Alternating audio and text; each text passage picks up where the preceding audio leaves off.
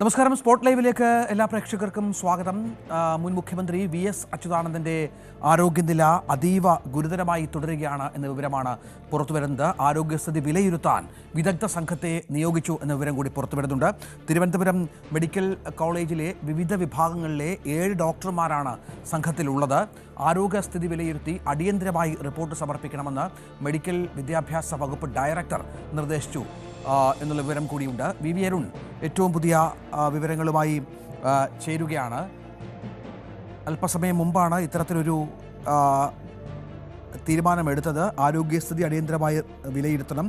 Cardiology, neurology, gastroenterology, critical care, general medicine, pulmonary medicine വിഭാഗം ഡോക്ടർമാർ ആരോഗ്യനില വിലയിരുത്തുമെന്നാണ് നമുക്ക് ലഭിക്കുന്ന ഏറ്റവും പുതിയ വിവരം. അരുണ്, ഇപ്പോൾ ഈ ഒരു നീക്കം അത് ഒരു നിർണായകമായ ഘട്ടമാണ് എന്ന് വേണമെങ്കിൽ കരുതാം, അല്ലേ?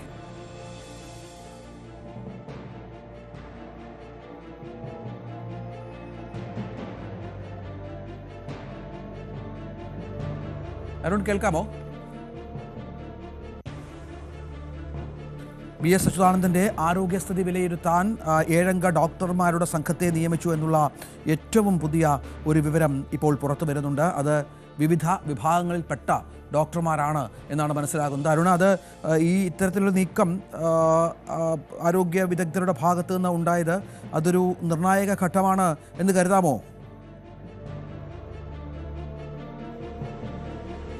തീർച്ചയായിട്ടും VSന്റെ ആരോഗ്യസ്ഥിതി പരിശോധിച്ച ശേഷം വിലയിരുത്തിയ ശേഷമാണ് ആരോഗ്യവകുപ്പ് ഇത്തരമൊരു തീരുമാനമെടുത്തിരിക്കുന്നത്. വിവിധ വിഭാഗങ്ങളിലെ 7 ഡോക്ടർമാരുടെ വിദഗ്ധ സംഘത്തെയാണ് VSന്റെ ചികിത്സയ്ക്കായി ഇപ്പോൾ നിയോഗിച്ചിട്ടുള്ളത്. Cardiology, neurology, gastroenterology, critical care, general medicine, pulmonary medicine വിഭാഗം പ്രധാനപ്പെട്ട ഡോക്ടർമാരുടെ ഒരു സംഘമാകും ഇനി VSന്റെ ആരോഗ്യസ്ഥിതി വിലയിരുത്തുക. നിലവിൽ ഈ ചികിത്സിത സ്വകാര്യ ആശുപത്രിയിലും അദ്ദേഹത്തെ വിവിധ വിഭാഗങ്ങളിലെ ഡോക്ടർമാരാണ് അദ്ദേഹത്തിന്റെ ചികിത്സയുടെ ക്രമീകരണങ്ങൾ നടത്തിയത്. ഇപ്പോൾ സർക്കാർ തന്നെ ഒരു വിദഗ്ധ സംഘത്തെ നിയോഗിക്കുകയാണ്. അദ്ദേഹത്തെ ആരോഗ്യനില പരിശോധിച്ച് മെഡിക്കൽ റെക്കോർഡൊക്കെ പരിശോധിച്ച ശേഷമാണ് ഇത്തരമൊരു സംഘത്തെ ഇപ്പോൾ തീരുമാനിച്ച സർക്കുലർ മെഡിക്കൽ വിദ്യാഭ്യാസ ഡയറക്ടറുടെ ഒരു ഉത്തരവ് ഇറക്കിയിരിക്കുന്നത്.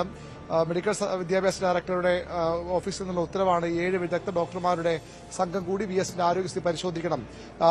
സംഘാംഗങ്ങൾ ഇവരാണ്. ഡോക്ടർ സുരേഷ് മാധവ്, അദ്ദേഹം കാർഡിയോളജി വിഭാഗം മേധാവിയാണ്. തിരുവനന്തപുരം മെഡിക്കൽ കോളേജിലെ കാർഡിയോളജി വിഭാഗത്തിലെ ഡോക്ടറാണ്, പ്രൊഫസറാണ് ഡോക്ടർ സുരേഷ് മാധവൻ. ഡോക്ടർ ചിത്ര, അവർ ന്യൂറോളജി വിഭാഗത്തിലെ പ്രൊഫസറും വകുപ്പ് മേധാവിയുമാണ്. Krishnadas, professor and head medical gastroenterology വിഭാഗം, തിരുവനന്തപുരം മെഡിക്കൽ കോളേജിലെ വിഭാഗം മേധാവിയാണ്. അനിൽ സത്യദാസ്, അദ്ദേഹം ക്രിട്ടിക്കൽ കെയർ വിഭാഗത്തിലെ പ്രൊഫസറാണ്, അസോസിയേറ്റ് പ്രൊഫസറാണ്. MK മോഹൻദാസ്, നെഫ്രോളജി വിഭാഗത്തിലെ പ്രൊഫസറും അതിന്റെ മേധാവിയുമാണ്. Doctor Arun R, general medicine വിഭാഗത്തിലെ പ്രൊഫസറും വകുപ്പ് മേധാവിയുമാണ്. ഡോക്ടർ ഫത്താഹുദ്ദീൻ, പൾമണറി മെഡിസിൻ വിഭാഗത്തിലെ മേധാവിയാണ്. ഇങ്ങനെയുള്ള 7 വിദഗ്ധ ഡോക്ടർമാരുടെ സംഘമാകും VSന്റെ ആരോഗ്യനില സംബന്ധിച്ച കൃത്യമായ നിരീക്ഷണങ്ങളും വിദഗ്ധ ഉപദേശവും നൽകുക. ഈ SUT ആശുപത്രി ഡോക്ടർമാരുടെ സംഘത്തിന് പുറമെയാണ് സർക്കാർ മെഡിക്കൽ കോളേജിലെ ഡോക്ടർമാരുടെ സംഘം കൂടി ഈ ചികിത്സയുടെ ഭാഗമായി മാറുന്നത്. അതീവ ഗുരുതരമാണ് VS അച്യുതാനന്ദന്റെ ആരോഗ്യ നില. അതുകൊണ്ടുകൂടിയാണ് അത് ഏത് വിധേനയും അദ്ദേഹത്തെ ജീവിതത്തിലേക്ക് മടക്കിക്കൊണ്ടുവരുന്ന ശ്രമങ്ങളുടെ ഭാഗമാണ് വിദഗ്ധ സംഘം. നേരത്തെ മെഡിക്കൽ കോളേജ് ആശുപത്രിയിൽ നിന്നുള്ള ഡോക്ടർമാരുടെ വിദഗ്ധ സംഘം ഇവിടെ നേരിട്ടെത്തി VSനെ പരിശോധിച്ചിരുന്നു. അതിനുശേഷമാണ് ഈ ഒരു സ്പെഷ്യൽ ടീമിനെ നിയോഗിച്ച് ഇപ്പോൾ മെഡിക്കൽ വിദ്യാഭ്യാസ ഡയറക്ടർ സർക്കുലർ ഇറക്കിയിരിക്കുന്നത്. VSന്റെ ആരോഗ്യനിലയിൽ രക്തസമ്മർദ്ദവും അതുപോലെ തന്നെ വൃക്കയുടെ പ്രവർത്തനവും സാധാരണയിലാക്കാനുള്ള ശ്രമമാണ് 2 ദിവസമായി നടക്കുന്നത്. ഇതിൽ ചെറിയൊരു മോശം ആരോഗ്യാവസ്ഥ അദ്ദേഹത്തിന് രാവിലെ ഉണ്ടായിരുന്നു. അത് മറികടക്കാനുള്ള തീവ്ര ശ്രമത്തിലാണ് ഡോക്ടർമാരുടെ വിദഗ്ധ സംഘം. കഴിഞ്ഞ തിങ്കളാഴ്ച രാവിലെ 9 മണിയോടുകൂടിയാണ് VSന് ഹൃദയാഘാതം ഉണ്ടാകുന്നത്. അവിടെ നിന്ന് അദ്ദേഹത്തെ ഈ ആശുപത്രിയിലേക്ക് കൊണ്ടുവരികയായിരുന്നു. അതീവ ഗുരുതരാവസ്ഥയിൽ നിന്ന് ഇടയ്ക്കൊക്കെ VS ആരോഗ്യനില മെച്ചപ്പെടുന്ന ലക്ഷണങ്ങൾ കാണിച്ചിരുന്നു. പക്ഷേ ഇന്ന് രാവിലെയോടുകൂടി വീണ്ടും ആരോഗ്യനില മോശമാവുകയായിരുന്നു. ഇപ്പോൾ ഡോക്ടർമാരുടെ വിദഗ്ധ സംഘം കൂടി അദ്ദേഹത്തിന്റെ ചികിത്സയുടെ ബന്ധപ്പെട്ട ക്രമീകരണങ്ങൾക്ക് സർക്കാർ ഏർപ്പെടുത്തിയിരിക്കുകയാണ്. രഞ്ജിത്ത്, ഇതാണ് സാഹചര്യം. ഏതായാലും VSന്റെ ആരോഗ്യസ്ഥിതി വിലയിരുത്താൻ ഒരു 7 അംഗ സംഘം ഡോക്ടർമാരുടെ സംഘത്തെ നിയോഗിച്ചു എന്നുള്ളതാണ്. അരുണ, നേരത്തെ വന്ന ഒരു 11:15 കൂടി 12 മണിക്കടുത്താണ് മെഡിക്കൽ ബുള്ളറ്റിൻ വന്നത്. അതിലാണ് ആരോഗ്യനില സംബന്ധിച്ച ചില വിവരങ്ങളുണ്ടായിരുന്നത്. അതിൽ ഹൃദയം ഈ പ്രവർത്തനങ്ങൾ, അവയവങ്ങളുടെ പ്രവർത്തനങ്ങൾ അത്ര മെച്ചപ്പെട്ട നിലയിലല്ല. രക്തസമ്മർദ്ദത്തിൻ്റെ പ്രശ്നമുണ്ട് എന്നുള്ള വിവരങ്ങളടക്കം പുറത്ത് വന്നിരുന്നു. ആ നിലയിൽ തന്നെയാണോ കാര്യങ്ങൾ മുന്നോട്ട് പോകുന്നത്? കഴിഞ്ഞ ദിവസത്തേക്കാളൊക്കെ കുറച്ചുകൂടി ഒരു ആരോഗ്യനിലയിൽ ഒരു പ്രശ്നമുണ്ട് എന്നുള്ളതല്ലേ കാര്യങ്ങൾ സൂചിപ്പിക്കുന്നത്? അതുതന്നെയാണ്. ആരോഗ്യനില തീരെ മോശമായിരുന്നു. അദ്ദേഹത്തിന്റെ വൃക്കകളുടെ പ്രവർത്തനം പ്രശ്നമാകുമ്പോഴാണ് ഡയാലിസിസ് 72 മണിക്കൂർ നീണ്ട ഡയാലിസിസ് ആരംഭിച്ചത്. പിന്നീട് അത് കുറച്ച് സമയത്തേക്ക് നിർത്തിവെക്കുമ്പോൾ ക്രിയാറ്റിൻ ലെവൽ വീണ്ടും ഉയരുകയും വൃക്കകളുടെ പ്രവർത്തനം താറുമാറാകുന്ന അവസ്ഥയിലേക്ക് വീണ്ടും പോവുകയായിരുന്നു. അതുകൊണ്ട് വീണ്ടും അതൊരു പക്ഷേ ഇപ്പോഴത്തെ നിർദ്ദേശപ്രകാരം ഡയാലിസിസ് പുനരാരംഭിക്കാനുള്ള നിർദ്ദേശമാണ് ഡോക്ടർമാർ നൽകുന്നത്. അതിനൊപ്പം രക്തസമ്മർദ്ദം കുറയ്ക്കാനുള്ള ചികിത്സ VS-ന് 2019 തന്നെ അദ്ദേഹത്തെ ഈ ഒരു കിടപ്പ് രോഗിയാക്കി മാറ്റിയത് പക്ഷാഘാതമായിരുന്നു. ആ പക്ഷാഘാതം ആദ്യഘട്ടത്തിൽ ആ രീതിയിൽ കണ്ടുപിടിക്കാൻ കഴിഞ്ഞിരുന്നില്ല. ന്യൂമോണിയ എന്ന രീതിയിലാണ് ചികിത്സ മുന്നോട്ട് പോയത്. പിന്നീട് പക്ഷാഘാതം സ്ഥിരീകരിക്കുമ്പോഴേക്കും അദ്ദേഹത്തിന്റെ വലതുവശം പാരലൈസ് ആയി പോകുന്നൊരു അവസ്ഥയുണ്ടായിരുന്നു. അതിൽ നിന്ന് അതോടുകൂടി അദ്ദേഹം പൊതുപരിപാടികളൊക്കെ ഉപേക്ഷിച്ച് വീട്ടിൽ തന്നെ അദ്ദേഹത്തെ ഒതുക്കിക്കൂടേണ്ടി വന്നത്. ഇപ്പോൾ വീണ്ടും രക്തസമ്മർദ്ദം ഉയർന്നു നിൽക്കുന്നത് വലിയ ആശങ്കയുണ്ടാക്കുന്ന കാര്യമാണ്. അതുകൊണ്ടാണ് അത് പ്രധാനമായും ചികിത്സ ഇപ്പോൾ ഡോക്ടർമാർ നോക്കുന്നത്. രക്തസമ്മർദ്ദം കുറയ്ക്കാനും അതുപോലെ തന്നെ വൃക്കകളുടെ പ്രവർത്തനം സാധാരണ നിലയിൽ കൊണ്ടുവരാനുള്ള ശ്രമമാണ്. അത്ര അനായാസമായൊരു ഉത്തരവാദിത്തമല്ല ഇപ്പോൾ ആരോഗ്യവകുപ്പ് ഏറ്റെടുത്തിരുന്നത്. അതീവ ഗുരുതരാവസ്ഥയിലൂടെ VS കടന്നു പോകുന്നതിന്റെ പ്രായം പ്രധാനപ്പെട്ട ഒരു തടസ്സമാണ്. അതൊക്കെ മറികടന്ന VS-നെ പരമാവധി ആരോഗ്യത്തിലേക്ക് തിരിച്ചുകൊണ്ടുള്ള ശ്രമമാണ് ഇപ്പോൾ ഡോക്ടർമാരുടെ സംഘം നടത്തുന്നത്. ഈ സ്വകാര്യ ആശുപത്രിയിലെ വിദഗ്ധ ഡോക്ടർമാർക്ക് പുറമെ ഇപ്പോൾ ആരോഗ്യവകുപ്പിലെ സർക്കാർ മെഡിക്കൽ കോളേജിലെ ഡോക്ടർമാരുടെ വകുപ്പ് മേധാവികൾ അടക്കമുള്ള ഒരു ആരോഗ്യ സംഘത്തെയാണ് ഇപ്പോൾ ആരോഗ്യവകുപ്പ് ഇപ്പോൾ നിയോഗിച്ചിരിക്കുന്നത്. അതാണ് ഇപ്പോൾ സാഹചര്യമായി മനസ്സിലാക്കേണ്ടത്. VS-ന്റെ ആരോഗ്യനില പരിശോധിക്കാൻ ഒരു 7 അംഗ വിദഗ്ധ ഡോക്ടർമാരുടെ സംഘം എത്തുന്നു. ഇത് മെഡിക്കൽ കോളേജ് ഡോക്ടർമാരടക്കം ഉള്ള ഒരു സംഘമാണ് എന്നാണ് മനസ്സിലാക്കേണ്ടത്. ഏതായാലും നിർണായകമായ നിമിഷങ്ങളിലൂടെയാണ് VS-ന്റെ ആരോഗ്യനില കടന്നുപോകുന്നത്. അരുണാണ് വിവരങ്ങൾ പങ്കുവച്ചത്. തൃശ്ശൂരിലേക്ക് പോയാൽ അവിടെ പുതുക്കാട്ട് നവജാത ശിശുക്കളുടെ കൊലപാതകത്തിൽ കൂടുതൽ ശാസ്ത്രീയ പരിശോധനയ്ക്കും തെളിവെടുപ്പിനും ഒരുങ്ങി പോലീസ്. 2 കുട്ടികളുടെയും മരണകാരണം കണ്ടെത്തുക വെല്ലുവിളിയാണെങ്കിലും സാഹചര്യ തെളിവുകളുടെയും ഡിജിറ്റൽ തെളിവുകളുടെയും അടിസ്ഥാനത്തിൽ കേസിൽ തുമ്പുണ്ടാക്കാനാണ് അന്വേഷണ സംഘത്തിന്റെ നീക്കം. ഫോറൻസിക് തെളിവ് ശേഖരണത്തിന്റെ ഭാഗമായി കുട്ടികളുടെ മൃതദേഹം മറവ് ചെയ്ത സ്ഥലങ്ങളിൽ കുഴിയെടുത്ത് വീണ്ടും പരിശോധന നടത്തുകയാണ് അന്വേഷണ സംഘം. ഡാനി ഇപ്പോൾ ഏറ്റവും പുതിയ വിവരങ്ങളുമായി ചേരുക. ഡാനി, ഇത് വല്ലാത്ത തരത്തിലുള്ള പല അന്വേഷണ വഴികളിലൂടെ പോകേണ്ടി വരും. കാരണം ഇതിന് കൂടുതൽ ശാസ്ത്രീയ പരിശോധന വേണ്ടിവരും, തെളിവെടുപ്പ് വേണ്ടിവരും. ഇത് വെല്ലുവിളിയായ സാഹചര്യങ്ങളാണ്. ഇപ്പോൾ എങ്ങനെയൊക്കെയാണ് പോലീസിന്റെ അന്വേഷണ രീതി? എന്തെങ്കിലും ഒരു പ്രാഥമികമായ സൂചനകൾ ലഭ്യമാകുന്നുണ്ടോ ഈ കൊലപാതകം സംബന്ധിച്ച്? ഇപ്പോൾ ഡാനി അല്പസമയത്തിനകം ചേരും എന്ന് വേണം കരുതാൻ. നവജാത ശിശുക്കളുടെ കൊലപാതകം, തൃശ്ശൂർ പുതുക്കാട് കൊലപാതകത്തിൽ കൂടുതൽ ശാസ്ത്രീയ പരിശോധനയ്ക്കും തെളിവെടുപ്പിനും പോലീസ് ഒരുങ്ങുകയാണ് എന്നുള്ള വിവരമാണ് ഈ ഘട്ടത്തിൽ നൽകാനുള്ളത്. 2 കുട്ടികളുടെയും മരണകാരണം കണ്ടെത്തുക വെല്ലുവിളിയാണെങ്കിലും സാഹചര്യ തെളിവുകളുടെയും ഡിജിറ്റൽ തെളിവുകളുടെയും മറ്റും അടിസ്ഥാനത്തിലാണ് ഇപ്പോൾ കാര്യങ്ങൾ മുന്നോട്ട് കൊണ്ടുപോകുന്നത്. ആ തെളിവുകൾ ശേഖരിച്ച് ഈ കേസിൽ തുമ്പുണ്ടാക്കുക എന്നുള്ളതാണ് അന്വേഷണ സംഘത്തിൻ്റെ ഇപ്പോഴത്തെ ശ്രമം. ഫോറൻസിക് തെളിവ് ശേഖരണത്തിന്റെ ഭാഗമായി കുട്ടികളുടെ മൃതദേഹം മറവ് ചെയ്ത സ്ഥലങ്ങളിൽ കുഴിയെടുത്ത് വീണ്ടും പരിശോധന നടത്തുന്ന സാഹചര്യം കൂടി ഇപ്പോൾ തുടരുകയാണ്. ഡാനി പോളുണ്ട്. ഡാനി, ഇപ്പോൾ നടക്കുന്നത് ഏതൊക്കെ തരത്തിലുള്ള പരിശോധനയാണ്? എന്തെങ്കിലും ഒരു പ്രാഥമികമായ വിവരം അന്വേഷണ സംഘത്തിന് കിട്ടുന്നുണ്ടോ?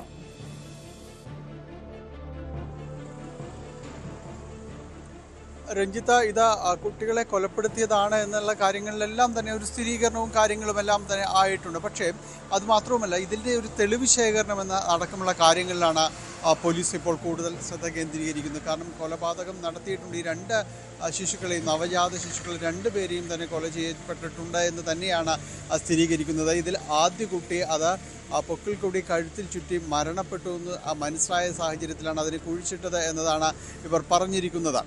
പക്ഷേ അതല്ല, ഈ ചോദ്യം ചെയ്യലടക്കമുള്ള കാര്യങ്ങൾ വ്യക്തമായത് ഈ കുട്ടിയെ കൊലപ്പെടുത്തിയത് തന്നെയാണ് എന്ന രീതിയിൽ തന്നെയാണ് വരുന്നത്. പക്ഷേ ഇത്തരം കാര്യങ്ങൾക്കൊരു തെളിവ് കണ്ടെത്തുക എന്നതാണ്. കാരണം ഇതിൽ മറ്റു വഴികളില്ല. ഈ ഫോറൻസിക് പരിശോധനകൾ അടക്കമുള്ള കാര്യങ്ങൾ കൂടി തെളിവ് കണ്ടെത്തുക.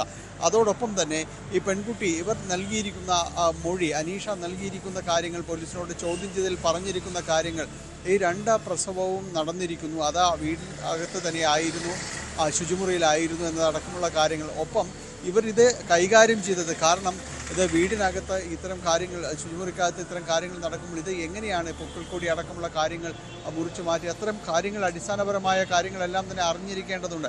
അവരൊരു ലാബ് ടെക്നീഷ്യൻ ആയിരുന്നു. അവിടെ നിന്ന് കിട്ടിയ അത്തരം കാര്യങ്ങളെക്കുറിച്ച് പ്രാഥമികമായ അറിവുണ്ടായിരുന്നു. പിന്നെ യൂട്യൂബ് നോക്കി ഇത്തരം കാര്യങ്ങൾ താൻ മനസ്സിലാക്കുകയും ചെയ്തു എന്നെല്ലാമാണ് ഇവരോട് പറഞ്ഞിരിക്കുന്നത്.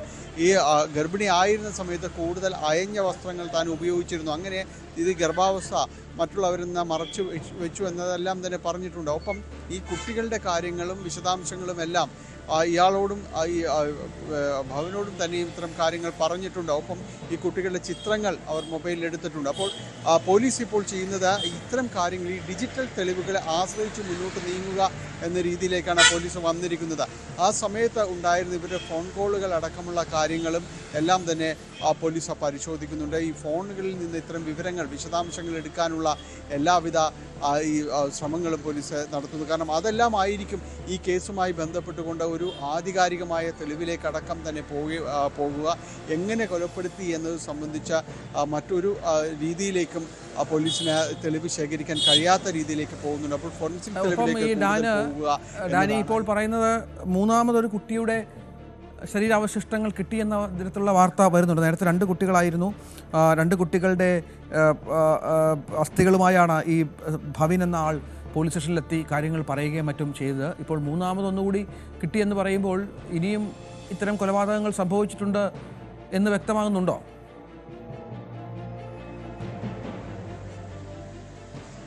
രഞ്ജിത്ത്, അക്കാര്യത്തിൽ ഒരു ഔദ്യോഗികമായ സ്ഥിരീകരണം അടക്കം വരേണ്ടതുണ്ട്. അത് കുറച്ചുകൂടി വ്യക്തതയിലേക്ക് വരേണ്ടതുണ്ട്. കാരണം ഈ അസ്ഥികൾ ഈ നേരത്തെ കുഴിച്ചിട്ടു എന്ന് പറയപ്പെടുന്ന സ്ഥലത്ത് വീണ്ടും അത് കുഴിച്ചു നോക്കുകയും പരിശോധിക്കുകയും എല്ലാമാണ് ചെയ്തത്.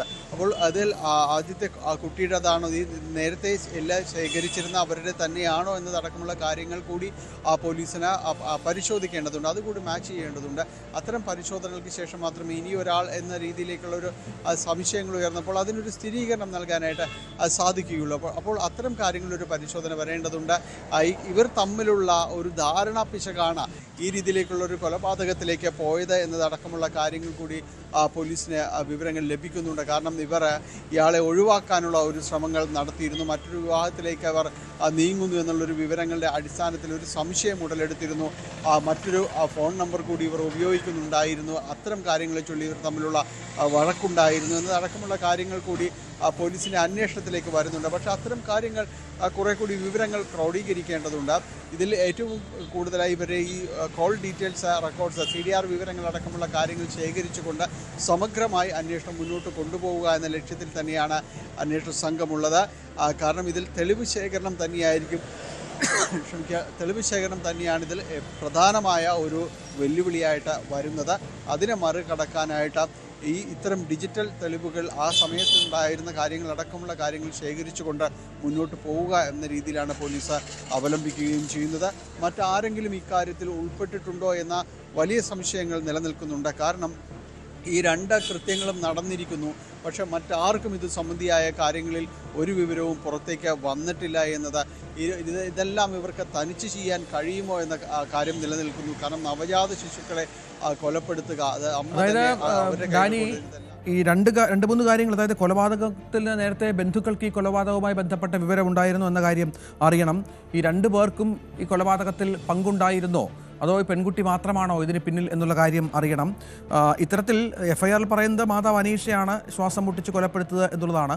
പക്ഷേ അതിനകത്തൊക്കെ ഒരു ക്ലാരിറ്റി വരണം. അപ്പോൾ ഈ 2021-ലും 2024-ലും ഒക്കെ നടന്ന സംഭവങ്ങളായതുകൊണ്ട് കുറച്ചുകൂടി കാര്യമായ അന്വേഷണം വേണ്ടി വരും അല്ലേ? കൂടുതൽ ചോദ്യം ചെയ്യൽ, ബന്ധുക്കളെ അടക്കം ചോദ്യം ചെയ്യേണ്ടി വരും.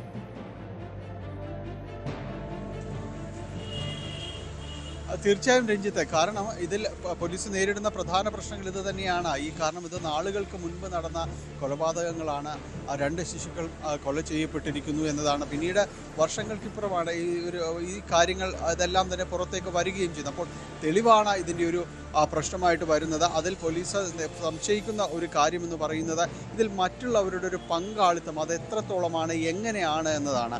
അതിൽ വിശദമായ ചോദ്യം ഈ രണ്ടു പേരുടെയും കുടുംബാംഗങ്ങളെ കേന്ദ്രീകരിച്ച് തന്നെ നടക്കേണ്ടി വരും.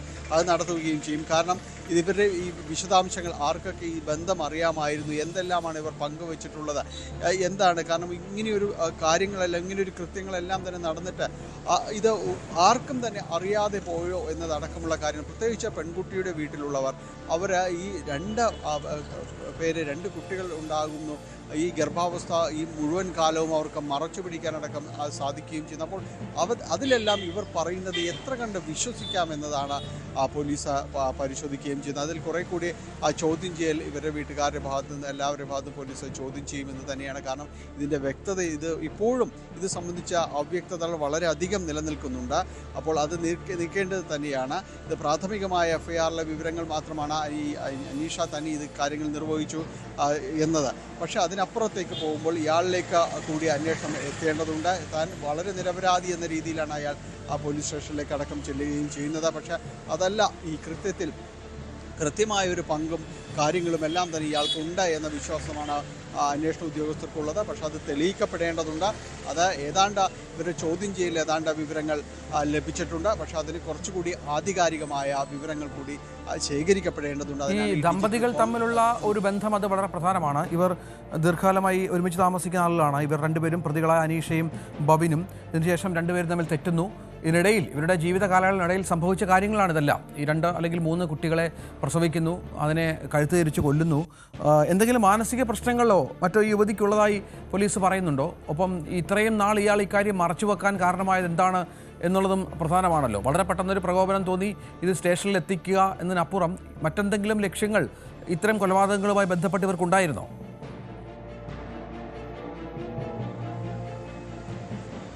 നിലവിൽ അറിയാൻ സാധിക്കുന്നതും ആദ്യഘട്ടത്തിൽ അയാൾ പോലീസിനോട്, ഈ ഭവൻ എന്ന് പറയുന്ന ആൾ പോലീസിനോട് പറഞ്ഞിട്ടുള്ളതുമായ കാര്യങ്ങൾ, ഇയാൾക്ക് തോന്നിയ ചില സംശയങ്ങൾ, അത് വലിയ രീതിയിലേക്ക് ഇവരിൽ അസ്വാരസ്യങ്ങൾ ഉടലെടുത്തിരുന്നു. അത് ഇയാളെ ഒഴിവാക്കുന്ന രീതിയിലേക്ക് കാര്യങ്ങൾ കൊണ്ടുവന്നു.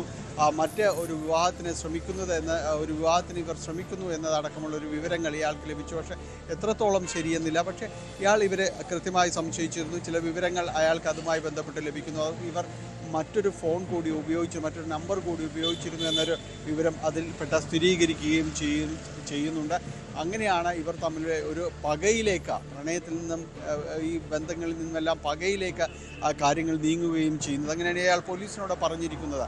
തുടർന്നാണ് ഈ ആദ്യഘട്ടത്തിൽ ഇയാൾ ഈ കർമ്മങ്ങൾക്ക് വേണ്ടി എന്ന് പറഞ്ഞ് ഈ അസ്ഥികൾ ഏൽപ്പിക്കുമ്പോൾ അത് സൂക്ഷിച്ചു വെക്കുകയും താൻ എന്തെങ്കിലും ഈ വിഷയത്തിൽ ചതിക്കപ്പെടുകയാണെങ്കിൽ ഇത് തെളിവാക്കി മാറ്റുമെന്ന രീതിയിൽ തന്നെയാണ് അത് സൂക്ഷിക്കുകയും ചെയ്തു എന്നാണ് പോലീസിനോട് ആദ്യഘട്ടത്തിൽ പറഞ്ഞിരിക്കുന്നത്.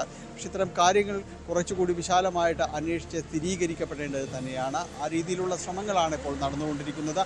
ഫോറൻസിക് സംഘം കഴിഞ്ഞ 2 ദിവസങ്ങളായി ശ്രമിക്കുന്നതും അതുതന്നെയാണ്. ഇപ്പോൾ കുഴിയിൽ നിന്നടക്കം മണ്ണ് ശേഖരിക്കുകയും അതിൻ്റെ ഒരു പരിശോധനയ്ക്ക് കാര്യങ്ങൾക്ക് വേണ്ടിയെല്ലാം നീക്കുകയും ചെയ്തിട്ടുണ്ട്. അപ്പോൾ ഇതിൻ്റെ കാര്യങ്ങൾ കൂടി ഔദ്യോഗികമായ ഈ ഫലം കൂടി വരേണ്ടതുണ്ട്. അതിനൊരു സ്ഥിരീകരണമാകേണ്ടതുണ്ട്. രഞ്ജിത്ത്, അതാണ് സാഹചര്യം. ഡാനി പോളാണ് വിവരങ്ങൾ പങ്കുവെച്ചുകൊണ്ടിരുന്നത്. ഈ കൊലപാതകവുമായി ബന്ധപ്പെട്ട കൂടുതൽ വിവരങ്ങൾ തേടി വിവിധ പരിശോധനകളിലാണ് അന്വേഷണ സംഘം. മറ്റു വാർത്തയിലേക്ക് പോകണം. ദളിത് പെൺകുട്ടിയെ മതം മാറ്റാൻ കേരളത്തിലേക്ക് കടത്തിയ 2 പേർ UPയിൽ പിടിയിൽ. ലിൽഹാട്ട് ഗ്രാമത്തിലെ താമസക്കാരായ കഷ്കാഷ ബാനോ, മുഹമ്മദ് കൈഫ് എന്നിവരാണ് അറസ്റ്റിലായത്. 15 വയസ്സുകാരിയായ തൃശ്ശൂരിലാണ് എത്തിച്ചത്. മെയ് 8-ന് കഷ്കാഷ ബാനോയും മറ്റൊരാളും 15 വയസ്സുള്ള തൻ്റെ മകളെ പണം നൽകി വശീകരിച്ച് മതപരിവർത്തനത്തിനായി കേരളത്തിലേക്ക് കൊണ്ടുപോയി എന്നാണ് പെൺകുട്ടിയുടെ അമ്മയുടെ പരാതി. ദരിദ്ര കുടുംബങ്ങളിൽപ്പെട്ട പെൺകുട്ടികളെ മതപരിവർത്തനത്തിനായി കേരളത്തിലേക്ക് കൊണ്ടുപോകുന്ന സംഘടിത റാക്കറ്റുകളുടെ ശൃംഖലയെക്കുറിച്ച് അന്വേഷിക്കുകയാണ് പോലീസ്. दिनांक 28 जून को थाना फूलपुर पर ग्राम लिलहट निवासिनी श्रीमती गुड्डी देवी द्वारा एक तहरीर थाने पे दी गई, जिसमें उनके द्वारा सूचना दी गई कि दिनांक 8 मई को लिलहट की ही रहने वाली दरकशा बानो पुत्री मोहम्मद इस्माइल उम्र 19 वर्ष द्वारा बहला फुसा कर व पैसों का प्रलोभन देकर उसकी 15 वर्षीय नाबालिग लड़की को धर्म परिवर्तन कराने के उद्देश्य से केरल ले जाया गया तथा इस संबंध में थाना फूलपुर पर सूचना देने पर अज्ञात नंबर से फ़ोन करके गाली गलौज व जान से मारने की धमकी दी। इस सूचना पर सहायक पुलिस आयुक्त फूलपुर द्वारा पीड़िता के घर पर जाकर उससे वार्ता की गई तथा घटनाक्रम और घटनास्थल का निरीक्षण किया।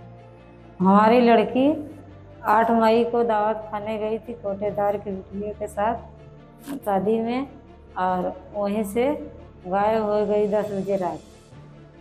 हम हेर रहे थे कहाँ गई, और दरस्ता के साथ फूलपुर पैदल आई थी और उसके बाद वहीं से गायब हो गई। यहाँ से इलाहाबाद एक लड़का ने पहुँचाया इलाहाबाद तक। उसके बाद इन्हें टिकट कटाया दरस्ता ने, उसके बाद ले गई दिल्ली पहुंच गई। दिल्ली से केरला गई। केरला से हमारे लगे फ़ोन आया था, वो बोली कि अम्मी हमको पकड़ा है, आओ छुड़ा लो। तो आए, हम पुलिस की इतला दिए थे, पुलिस ने छुड़ा के ले आए हमारी लड़की के। വി വിനോദ് വിവരങ്ങൾ പങ്കുവെക്കും. ആ പെൺകുട്ടിയുടെ അമ്മയാണ്, 15 വയസ്സുകാരുടെ അമ്മയാണ് സംസാരിച്ചത്. രണ്ടുപേരെ ഇപ്പോൾ ഇതുമായി ബന്ധപ്പെട്ട് 2 പേരാണ് യുപിയിൽ പിടിയിലായിരിക്കുന്നത്.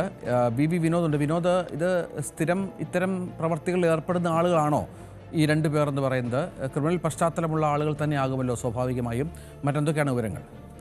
രഞ്ജിത്ത്, അതീവ ഗൗരവമുള്ളൊരു വിഷയമാണ് ഇപ്പോൾ പുറത്തു വരുന്നത്. ഉത്തരേന്ത്യയിൽ നിന്ന് ആളുകളെ കേരളത്തിലെത്തിച്ച് മതം മാറ്റുന്നു, ഇസ്ലാം മതത്തിലേക്ക് പരിവർത്തനം നടത്തുന്നതിന് വേണ്ടിയുള്ള നീക്കം നടത്തുന്നു. അതിൻ്റെ ഒരു തെളിവായി ഈ കേസ് മാറുകയാണ്. UP പോലീസാണ് ഇപ്പോൾ 2 പേരെ പിടികൂടിയിരിക്കുന്നത്.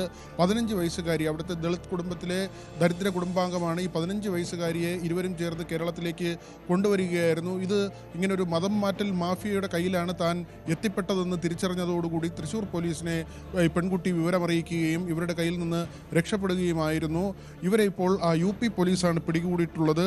ഇതിൻ്റെ വിവരം ഇങ്ങനെയാണ് നമുക്ക് ലഭിക്കുന്നത്. കഹ്കാഷ ബാനോ ഈ UP സ്വദേശിയായ ഒരാളാണ്, മറ്റൊരാൾ മുഹമ്മദ് കൈഫ്.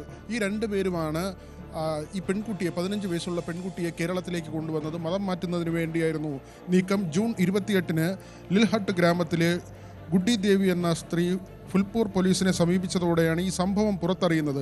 മെയ് 8-ന് കഹ്കാഷയും ബാനോയും മറ്റൊരാളും 15 വയസ്സുള്ള തൻ്റെ മകളെ പണം നൽകി വശീകരിച്ച് മതപരിവർത്തനത്തിനായി കേരളത്തിലേക്ക് കൊണ്ടുപോയി എന്നാണ് അവർ പോലീസിൽ പരാതി നൽകിയത്. ഇതേ സമയം തന്നെയാണ് ഈ പെൺകുട്ടിയും ഇവിടെ നിന്ന് രക്ഷപ്പെടാനുള്ള ഒരു നീക്കം നടത്തുന്നത്. അങ്ങനെ പോലീസ് അന്വേഷണത്തിൽ ഈ 2 അംഗ സംഘത്തെ പിടികൂടുകയായിരുന്നു. ഇതിൽ മുഹമ്മദ് കൈഫ് പെൺകുട്ടിയെ ഗർഭചിത്രം നടത്താൻ ശ്രമിച്ചതായും കണ്ടെത്തിയിട്ടുണ്ട്. പെൺകുട്ടിയോട് അപമര്യാദയായി പെരുമാറിയത് സംബന്ധിച്ചുള്ള വിവരങ്ങളും ലഭിച്ചു. നമുക്കറിയാം, നേരത്തെ ഈ PFI നിരോധനം വരുന്നതിന് മുൻപ് സത്യസരണി പോലുള്ള കേന്ദ്രങ്ങൾ, അവിടെ വലിയ തോതിൽ മതപരിവർത്തനം നടത്തുന്നു എന്ന ആരോപണം ഉയർന്നു വന്നിരുന്നു. അത് സംബന്ധിച്ച് വിപുലമായ അന്വേഷണം നടന്നിരുന്നു. ഹാദിയ കേസും അതോടൊപ്പം തന്നെ മറ്റ് പല കാര്യങ്ങൾ, അല്ലെങ്കിൽ ആ മതപരിവർത്തനവുമായി ബന്ധപ്പെട്ട കേസുകൾ വരുന്ന സമയത്തൊക്കെ തന്നെ ഉയർന്നു വന്ന പേരാണ് ഈ സ്ഥാപനത്തിൻ്റേത്. ആ സ്ഥാപനത്തിൻ്റെ പ്രവർത്തനം പിന്നീട് ED ഉൾപ്പെടെ ഇടപെട്ട് അവസാനിപ്പിക്കുന്നൊരു നിലയുണ്ടായി. പക്ഷേ അടുത്തിടെ പോലും അവരുടെ ഫേസ്ബുക്ക് പോസ്റ്റ് വരികയും അവരുടെ പ്രവർത്തനം സജീവമാണ് എന്ന് തെളിയിക്കുന്ന തരത്തിലുള്ള ചില വിവരങ്ങൾ പുറത്തു വന്നു. ഗൂഗിൾ പേ വഴിയൊക്കെ പണം ശേഖരിക്കുന്നു എന്നതടക്കമുള്ള കാര്യങ്ങളും പുറത്തു വന്നിരുന്നു.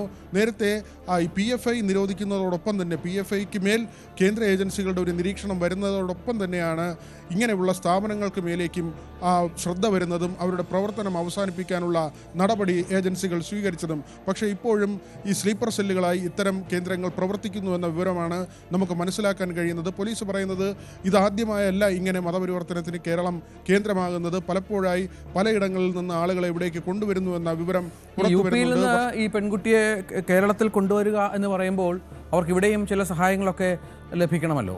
ഈ കേരളം അതിന് പറ്റിയ ഒരു സ്ഥലമാണ് എന്നവർക്ക് മനസ്സിലാകണം. അതിന് ഇവിടുന്നും സഹായം വേണം. എന്താണ് യഥാർത്ഥത്തിൽ സംഭവിക്കുന്നത്? ഇങ്ങനെ ഒരുപാട് ആളുകളെ ഇങ്ങോട്ടേക്ക് എത്തിച്ചിട്ടുണ്ട് എന്നും ഇവിടുത്തെ ആരുടെയെങ്കിലുമൊക്കെ സഹായത്തോടു കൂടി ഈ പരിവർത്തനം നടന്നു എന്നുമാണോ മനസ്സിലാക്കേണ്ടത്? തീർച്ചയായും ആ നിലയ്ക്ക് തന്നെയാണ്. പ്രയാഗ്രാജിൽ നിന്നാണ് ഇവർ 3 പേരും ഒരുമിച്ച് പുറപ്പെടുന്നത്. അവിടെ നിന്ന് തീവണ്ടി മാർഗം ഇവിടേക്ക് എത്തുന്നുണ്ട്. ആ സമയത്ത് പെൺകുട്ടിയെ കൊണ്ടുവരാൻ ഇവർ 2 പേരും സംഘടിതമായി നടത്തുന്ന ഒരു ശ്രമം, പണം വാഗ്ദാനം ചെയ്യുന്നു. 15 വയസ്സ് മാത്രം പ്രായമുള്ള കുട്ടിയാണ്. ഈ ദളിത് കുടുംബങ്ങളിലെ, അതും ദരിദ്രമായ കുടുംബങ്ങളിലെ ആളുകളെയാണ് ഇത്തരത്തിൽ കണ്ടെത്തുന്നതും മതം മാറ്റാൻ പ്രേരിപ്പിക്കുന്നതും ഇതിനു പുറകിൽ ലൈംഗിക ചൂഷണം കൂടിയുണ്ട്. അതിൻ്റെ തെളിവുകൾ കൂടിയാണ് ഇപ്പോൾ പുറത്തു വരുന്നത്. പെൺകുട്ടിയെ ഗർഭചിത്രത്തിന് വിധേയമാക്കാനുള്ള ഒരു നീക്കമുണ്ടായി, അപമര്യാദയായി പെരുമാറിയിരുന്നു എന്ന കാര്യം ശിശുക്ഷേമ സമിതിക്ക് പിന്നീട് ഈ പെൺകുട്ടി മൊഴിയായി നൽകിയിട്ടുണ്ട്. പോലീസ് ആദ്യം പെൺകുട്ടിയെ ഈ കസ്റ്റഡിയിലേക്ക് എടുക്കുകയും പിന്നീട് ശിശുക്ഷേമ സമിതിക്ക് കൈമാറുകയുമായിരുന്നു. തുടർന്ന് നടത്തിയ ചോദ്യം ചെയ്യലിലാണ് വിശദമായ കാര്യങ്ങൾ മനസ്സിലാകുന്നത്. ഈ മൊഴിയായി കൂടുതൽ കാര്യങ്ങൾ പെൺകുട്ടി പറയുന്ന നിലയുണ്ടാകുന്നത്. മറ്റ് ആളുകളെയും യുപിയിൽ നിന്ന് കേരളത്തിലേക്ക് കൊണ്ടുവരുന്നു എന്നത് സംബന്ധിച്ച സൂചനകളും പുറത്തു വരുന്നുണ്ട്. ഏതായിരുന്നാലും അത്യന്തം ഗൗരവമുള്ളൊരു കാര്യം തന്നെയാണ്. ഇവിടെ ഏജൻസികളുടെയൊക്കെ തന്നെ അന്വേഷണ ഏജൻസികളുടെ പ്രവർത്തനത്തിൻ്റെ ഫലമായി പല ഭീകര സംഘടനകളും അവരുടെ തീവ്ര സംഘടനകളും അവരുടെ പ്രവർത്തനം അവസാനിപ്പിക്കേണ്ട നില വന്നെങ്കിൽ കൂടിയും അവരുടെ മറയായി അല്ലെങ്കിൽ അവർക്ക് തണലായി നിൽക്കുന്ന മറ്റ് സ്ഥാപനങ്ങളുണ്ട്. അവരുടെ പ്രവർത്തനം ഇപ്പോഴും നടക്കുന്നു എന്ന് ബോധ്യപ്പെടുത്തുന്ന തെളിവാവുന്ന ഒരു സംഭവമായി ഇത് മാറുകയാണ്. രഞ്ജിത്ത്, അതാണ് സാഹചര്യം. ഏതായാലും വി വിനോദാണ് വിവരങ്ങൾ പങ്കുവച്ചത്. കേരളത്തിലെത്തിച്ച് മതം മാറ്റം നടത്തുന്ന സംഘം അവർ യുപിയിൽ നിന്നാണ് ഇവിടെ എത്തി ഈ സംഭവങ്ങളിൽ ഏർപ്പെട്ടത്. പോലീസ് ഇവരെ അറസ്റ്റ് ചെയ്തു എന്നുള്ളതാണ് നമുക്ക് ലഭിക്കുന്ന വിവരം. ഇടവേള.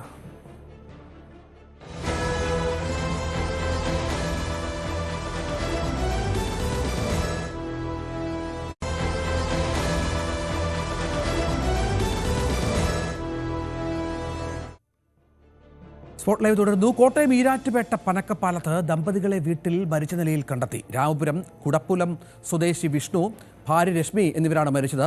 ആത്മഹത്യയാണെന്നാണ് പ്രാഥമിക നിഗമനം. കിടപ്പുമുറിയിലെ കിടക്കയിലായിരുന്നു മൃതദേഹം.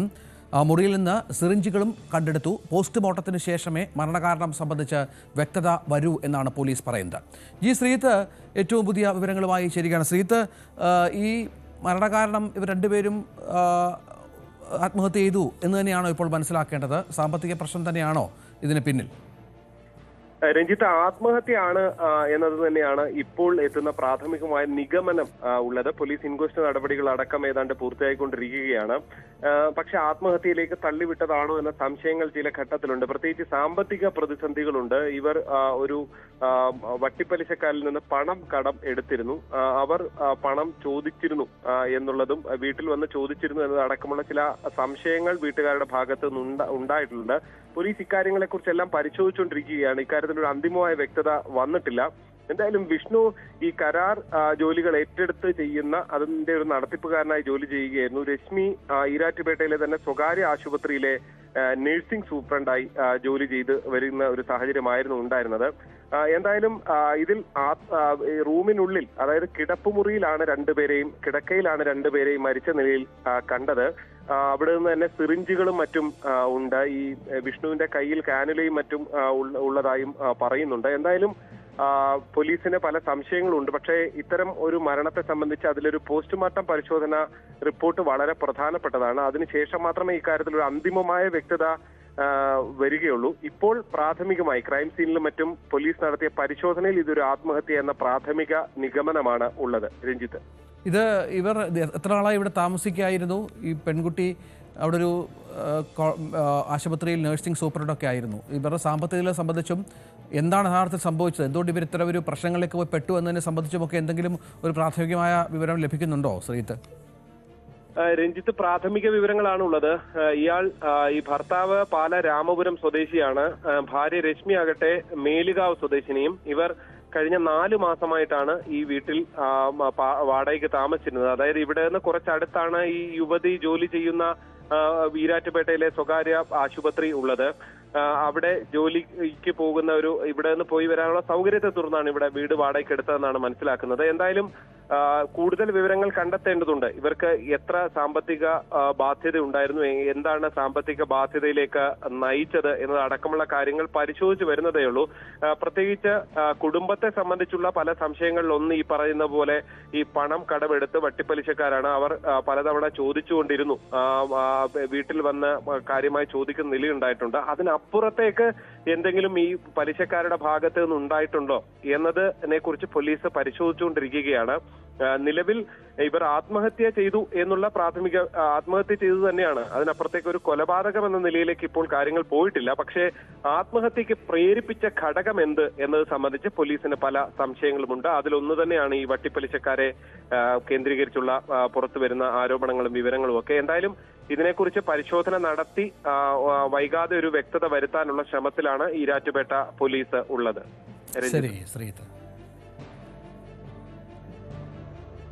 ശ്രീത്താണ് വിവരങ്ങൾ പങ്കുവച്ചത്. മറ്റു വാർത്ത, റോഡിലെ കുഴി അപകടത്തിൽ ബൈക്ക് യാത്രികൻ മരിച്ച സംഭവത്തിൽ തൃശൂർ കോർപ്പറേഷൻ മേയർക്കെതിരെ പ്രതിപക്ഷത്തിന്റെ പ്രതിഷേധം. അപകടത്തിൽ മറുപടി പറഞ്ഞില്ലെങ്കിൽ മേയറുടെ കസേരയിൽ റീത്ത് വെക്കുമെന്ന് പറഞ്ഞായിരുന്നു പ്രതിഷേധം. പ്രതിപക്ഷ കൗൺസിലർമാർ സ്വന്തം ശരീരത്തിൽ ചുവന്ന ചായം ഒഴിക്കുകയും ചെയ്തു. 2 കൗൺസിലർമാരെ മേയർ അടുത്ത 2 യോഗങ്ങളിൽ നിന്ന് സസ്പെൻഡ് ചെയ്തു.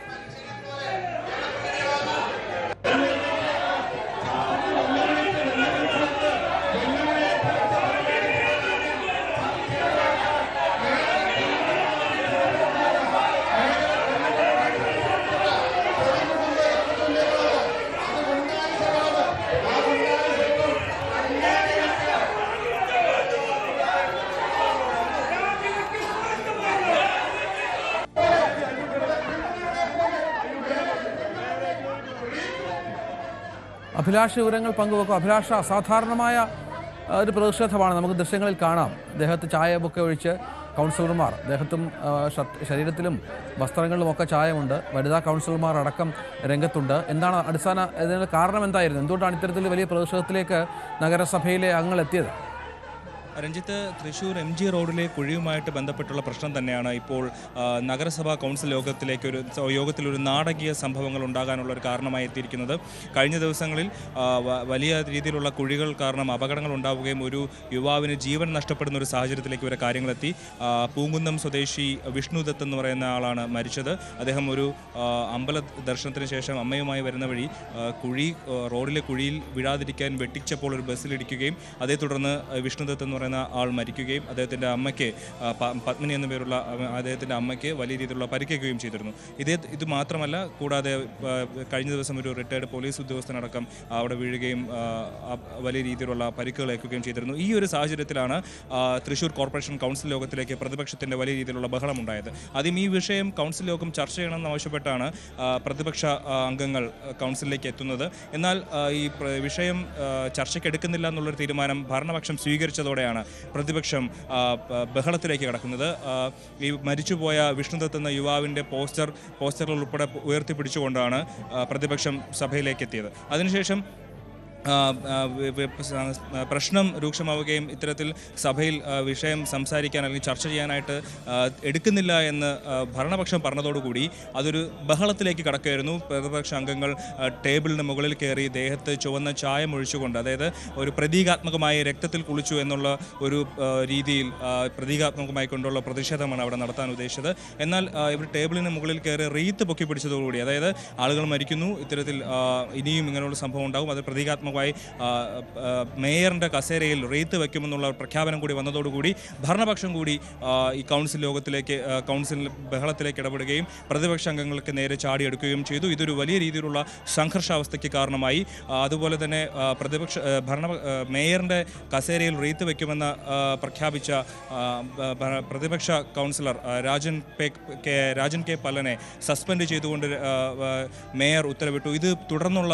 ഇത് തുടർന്ന് കൂടുതൽ വിഷയങ്ങൾ കൂടുതൽ വഷളാക്കി. അതിനുശേഷം കൂടുതൽ പ്രതിപക്ഷ അംഗങ്ങൾ ബഹളത്തിലേക്കും കൗൺസിലിലേക്കും തർക്കങ്ങളും ബഹളങ്ങളുമായി. പ്രതിപക്ഷവും ഭരണപക്ഷവും തമ്മിലുള്ള ഒരു വാക്കേറ്റം അരമണിക്കൂറോളം നീണ്ടുനിന്നു.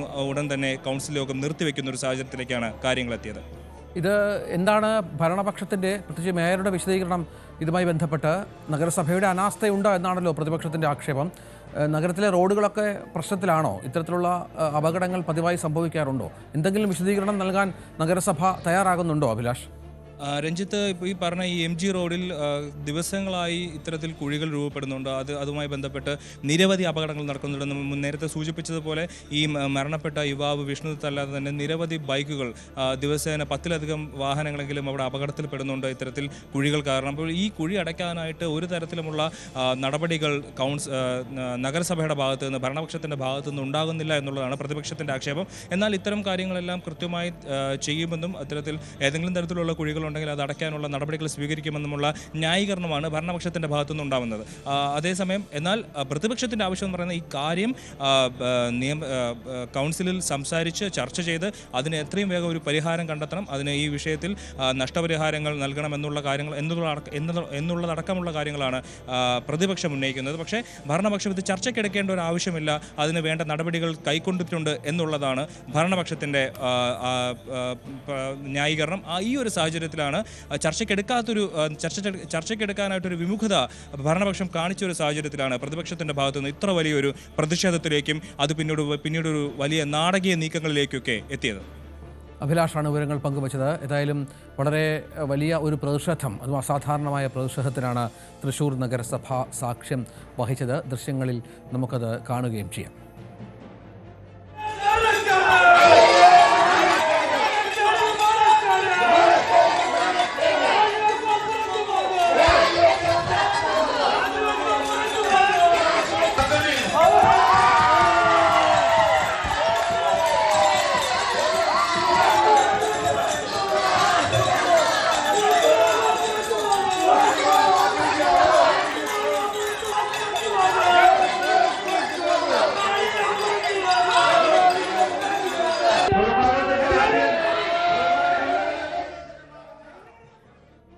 മറ്റു വാർത്തയിലേക്ക്. ജാനകി എന്ന പേര് സിനിമയ്ക്ക് എന്തുകൊണ്ട് പറ്റില്ല എന്ന് ഹൈക്കോടതി ചോദിച്ചു. സെൻസർ ബോർഡ് ഇക്കാര്യത്തിൽ വിശദീകരണം നൽകണം. നിർമ്മാതാക്കളുടെ ഹർജി മറ്റന്നാൾ പരിഗണിക്കും. ജഡ്ജിയോട് സിനിമ കാണണമെന്ന് നിർമ്മാതാക്കൾ ആവശ്യപ്പെട്ടു. എന്നാൽ ജഡ്ജി സ്നേഹപൂർവ്വം അത് നിരസിച്ചു. നവമി ദിനേശ് വിവരങ്ങളുമായി ചേരും. നവമി, എന്താണിപ്പോൾ സംഭവിച്ചുകൊണ്ടിരിക്കുന്നത്? എന്തെങ്കിലും തരത്തിൽ ഈ നിർമ്മാതാക്കൾക്ക്, സംവിധായകർക്ക് അനുകൂലമായ നിലയിൽ കാര്യങ്ങൾ എത്തുന്നുണ്ടോ?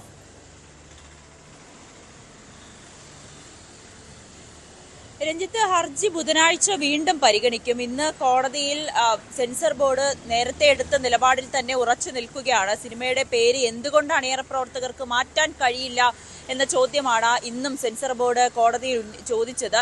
അപ്പോൾ ഇതിന്റെ ഈ അണിയറ പ്രവർത്തകരടക്കം പറയുന്നത് ഇതിൽ വൾഗറായിട്ടൊന്നുമില്ല, ഇതിൽ പേര് മാറ്റേണ്ട ആവശ്യം എന്താണ്, കൃത്യമായിട്ടുള്ള ഒരു നിലപാട് എന്തുകൊണ്ട് സെൻസർ ബോർഡ് എടുക്കുന്നില്ല എന്ന ചോദ്യമാണ് ഈ അണിയറ പ്രവർത്തകർ ചോദിച്ചത്. എന്തായാലും കോടതി ഇതിന്റെ ഒരു കൂടുതൽ വ്യക്തത വരുത്തുന്നതിന് വേണ്ടി സെൻസർ ബോർഡിനോട് എന്തുകൊണ്ടാണ് ഈ പേരിന് മാറ്റം വരുത്തണം എന്നതിൽ ഒരു കൃത്യമായിട്ടുള്ള ഒരു ഉത്തരം നൽകാനായിട്ട് ഇപ്പോൾ സെൻസർ ബോർഡിനോട് നിർദ്ദേശം നൽകിയിട്ടുണ്ട്. ജാനകി എന്നത് എങ്ങനെ മതപരമായിട്ടുള്ള വിഷയമാകുമെന്നും കോടതി വീണ്ടും ചോദിച്ചിരിക്കുകയാണ്. കഴിഞ്ഞ തവണയും കോടതി സമാനമായ പരാമർശമാണ് ചോദിച്ചത്. ഇന്ത്യയിലെ എല്ലാ പേരുകളും ഏറെക്കുറെ ദൈവങ്ങളുടെ പേരാണ്, എന്തിന് ജാനകി എന്ന പേര് മാറ്റണം, മതിയായ കാരണം വ്യക്തമാക്കൂ എന്നും കോടതി ആവശ്യപ്പെട്ടിട്ടുണ്ട്. കൂടുതൽ എന്തെങ്കിലും പറയാനുണ്ടെങ്കിൽ കൃത്യമായി അറിയിക്കണമെന്നും സെൻസർ ബോർഡിനോട് കോടതി നിർദ്ദേശം നൽകി. നടപടി നീട്ടിക്കൊണ്ടുപോകാനാകില്ല എന്നും കോടതി പറഞ്ഞു. കാരണം ഇതൊരു സിനിമയാണ്, ഈ സിനിമയുടെ അണിയറ പ്രവർത്തകരുടെ വർഷങ്ങളായിട്ടുള്ള പരിശ്രമമാണ്. അത് തിയേറ്ററുകളിലെത്താൻ ദിവസങ്ങൾ മാത്രം ബാക്കി നിൽക്കുമ്പോഴാണ് സെൻസർ ബോർഡിന്റെ ഈ ഒരു ഇരുട്ടടി എന്ന് തന്നെ പറയാം. ആ രീതിയിലേക്ക് പോകുമ്പോൾ ഇനിയും ഈ വിഷയം, ഈ ഹർജി നീട്ടിക്കൊണ്ടുപോകാൻ കഴിയില്ല. എന്താണോ സെൻസർ ബോർഡിന്റെ ആശങ്ക, എന്തുകൊണ്ടാണ് സെൻസർ ബോർഡ് ഈ പേര് മാറ്റണം എന്ന് പറയുന്നത്, അത് കൃത്യമായി മതിയായിട്ടുള്ള കാരണം എഴുതി നൽകുവാനാണ് കോടതി ആവശ്യപ്പെട്ടിരിക്കുന്നത്. അതിന്റെ അടിസ്ഥാനത്തിൽ ഹർജി ഇനി ബുധനാഴ്ച വീണ്ടും പരിഗണിക്കുകയും ചെയ്യും. ഒപ്പം പ്രധാനപ്പെട്ട രണ്ട് കാര്യങ്ങൾ കൂടിയുണ്ട് രഞ്ജിത്ത് ഇന്ന് കോടതി പറഞ്ഞത്. എന്താണ് സിനിമയുടെ പേര് അല്ലെങ്കിൽ എന്ത് കണ്ടന്റ് ആണ് എന്നതിലൊന്നും സെൻസർ ബോർഡ് തീരുമാനമെടുക്കേണ്ട കാര്യമില്ല. അത് കലാകാരന്മാരുടെ സ്വാതന്ത്ര്യമാണ്. അങ്ങനെ കലാകാരന്മാരുടെ ഒരു ആവിഷ്കാര സ്വാതന്ത്ര്യത്തിന്മേലുള്ള സെൻസർ ബോർഡിന്റെ അനാവശ്യമായിട്ടുള്ള കടന്നുകയറ്റം അത് അനാവശ്യമാണെന്ന് തന്നെ പരോക്ഷമായി കോടതി വിമർശിക്കുന്ന തരത്തിലേക്ക് തന്നെയായിരുന്നു ഇന്ന് കോടതിയിൽ നടന്ന നടപടികൾ. ഈ സെൻസർ ബോർഡ് വീണ്ടും ആവശ്യപ്പെടുന്നത്, അല്ലെങ്കിൽ എന്തുകൊണ്ട് ജാനകി എന്ന് പേര് മാറ്റാൻ നിർമ്മാതാക്കൾ വാശി പിടിക്കുന്നു, എന്തുകൊണ്ട് മാറ്റുന്നില്ല എന്ന ചോദ്യം വീണ്ടും ചോദിക്കുന്നുണ്ട്. എന്തായാലും ബുധനാഴ്ചയായിരിക്കും ഹർജി വീണ്ടും പരിഗണിക്കുക. ഒപ്പം ജഡ്ജിയോട് സിനിമ കാണണമെന്ന് നിർമ്മാതാക്കൾ ആവശ്യപ്പെട്ടുവെങ്കിലും അദ്ദേഹം അത് സ്നേഹപൂർവ്വം നിരസിക്കുന്ന ഒരു സാഹചര്യം കൂടിയുണ്ട്. എന്തായാലും സിനിമയ്ക്ക് അനുകൂലമാകുന്ന തരത്തിലേക്ക് തന്നെയാണ് കോടതിയുടെ നീക്കമെന്ന് നമുക്ക് നിസ്സംശയം പറയാം. കഴിഞ്ഞ തവണ ഹർജി പരിഗണിക്കുമ്പോഴും കോടതി ഇത് തന്നെയായിരുന്നു ആവർത്തിച്ചത്. ഒരു മതത്തിന്റെ പേരായി എങ്ങനെ ജാനകിയെ നമുക്ക് വിശേഷിപ്പിക്കാൻ കഴിയും, അല്ലെങ്കിൽ ഇത് എങ്ങനെയാണ് ഒരു മതത്തെ അവഹേളിക്കുന്നത്?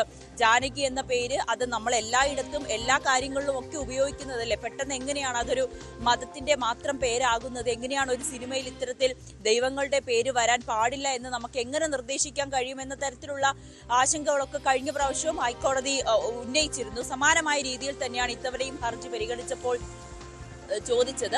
കഴിഞ്ഞ തവണ തന്നെയാണ് സെൻസർ ബോർഡിനോട് കൃത്യമായിട്ടുള്ള ഒരു ഉത്തരം എഴുതി നൽകുവാൻ, എന്തുകൊണ്ടാണ് ഈ പേര് മാറ്റണമെന്ന് നിർബന്ധം പിടിക്കുന്നത്, അല്ലെങ്കിൽ എന്താണ് അതിന്റെ കാരണം എന്നതിൽ വ്യക്തത വരുത്തുവാൻ കഴിഞ്ഞ പ്രാവശ്യം തന്നെ ഹൈക്കോടതി സെൻസർ ബോർഡിന് നിർദ്ദേശം നൽകിയിരുന്നു. പക്ഷേ സെൻസർ ബോർഡ് വീണ്ടും പറയുന്നത് മതപരമായിട്ടുള്ള പേരാണ്, അത് ഉപയോഗിക്കാൻ പാടില്ല എന്നാണ്. പക്ഷേ കോടതിക്ക് അതിപ്പോഴും വ്യക്തമായിട്ടില്ല. അതുകൊണ്ടാണ് ജാനകി എന്ന പേര് എന്തുകൊണ്ട് മാറ്റണം എന്ന ചോദ്യം വീണ്ടും വീണ്ടും ആവർത്തിച്ച് കോടതി ചോദിക്കുന്നത്.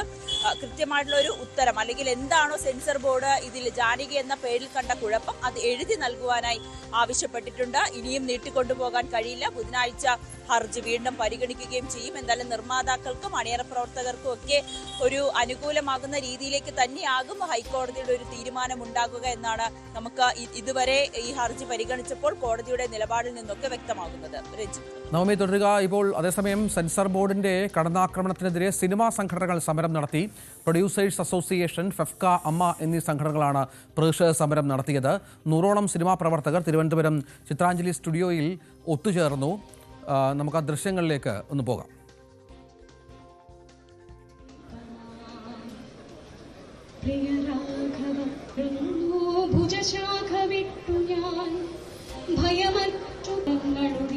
സമര പോരാട്ടമാണ് നടക്കുന്നതെന്നും ഇന്ത്യൻ സിനിമയ്ക്ക് വേണ്ടിയാണ് ഇതെന്നും സെൻസർ ബോർഡിന്റെ കടന്നാക്രമണം അംഗീകരിക്കാൻ ആവില്ലെന്നും സമരക്കാർ പറഞ്ഞു. ഇന്നത്തെ സമരം നമ്മുടെ പ്രതിഷേധം അറിയിക്കുക. കാരണം ഒരു ഒട്ടും നീതിപൂർവമല്ലാത്തൊരു തീരുമാനം സെൻസർ ബോർഡ് ഓഫീസേഴ്സ് എടുക്കുമ്പോൾ, അതിന്റെ ഉദ്യോഗസ്ഥരെടുക്കുമ്പോൾ, അത് ഭരണകൂടത്തെ അറിയിക്കാൻ വേണ്ടിയിട്ടുള്ള നമ്മുടെ ഒരു പ്രതിഷേധ സമരമാണ്. നമ്മൾ ഇവിടെ ഒത്തുചേരുന്നു. നമ്മുടെ കാര്യങ്ങൾ നമ്മൾ തുറന്നു പറയുന്നു. നമ്മൾ സർക്കാരിൽ നിന്നും അല്ലെങ്കിൽ ഭരണകൂടത്തിൽ നിന്നും നീതിപൂർവമായ ഒരു പ്രതികരണം പ്രതീക്ഷിക്കുന്നു. അല്ല എങ്കിൽ നമുക്ക് കോടതിയും നിയമവും ഒക്കെ ഇവിടെ ഉണ്ടല്ലോ, നമുക്ക് ആ വഴി നീങ്ങാം. ഇന്ന് ഏതായാലും ഞങ്ങൾ സമാധാനപരമായിട്ടൊരു സമരപരിപാടിയായിട്ട് മുന്നോട്ട് പോവാണ്. ഇതിനപ്പുറത്തോട്ട് ചിന്തിച്ചിട്ടില്ല. ഇതിനുശേഷം അതിനെക്കുറിച്ച് ആലോചിക്കാം. ഈ ജാനകി എന്നുള്ള പേരിടാൻ പാടില്ല എന്ന് പറയുന്നത് തന്നെ എന്ത് മോശമായ കാര്യമാണ്. ഇത് അടിയന്തരാവസ്ഥ കാലത്തോലും ഇല്ലാത്ത ക്രൂരമായ കാര്യമായിപ്പോയി. ഇങ്ങനെയാണെങ്കിൽ ഇനി നാരായണൻ, വിഷ്ണു ഒന്നും ഇടാൻ പറ്റില്ലല്ലോ. ഗണപതി എന്നൊന്നും ഒരു കഥാപാത്രത്തിന് പേരിടാൻ പറ്റത്തില്ലല്ലോ. അപ്പോൾ ഇതിന് സിനിമ ഒന്നടങ്കം, സിനിമയിലുള്ള ആർട്ടിസ്റ്റ്, ടെക്നീഷ്യൻ, പ്രൊഡ്യൂസേഴ്സ് എല്ലാവരും ഒന്നടങ്കം നിൽക്കുകയാണ്. ഇങ്ങനെ ഒരു കാര്യം ഇത് അനുവദിച്ചു കഴിഞ്ഞാൽ പിന്നെ നാളെ ഇവിടെ സിനിമയോ കലാപ്രവർത്തനങ്ങളോ ഒന്നും ഉണ്ടാകത്തില്ല. അപ്പം ഞങ്ങൾ അതിനെ പ്രതിഷേധിച്ച് ഇന്ന് എല്ലാവരും കൂടെ ഒത്തുകൂടി ഒരു സമരം പോലെ ഐക്യദാർഢ്യം പ്രഖ്യാപിച്ച് സമരം ചെയ്യുകയാണ്.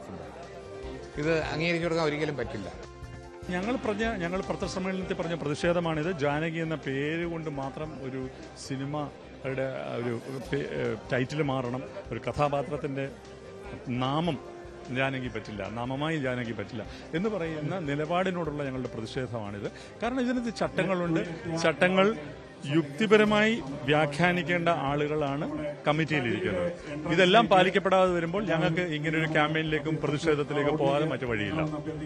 അതാണ് ഇവിടെ തുടങ്ങുന്നത്.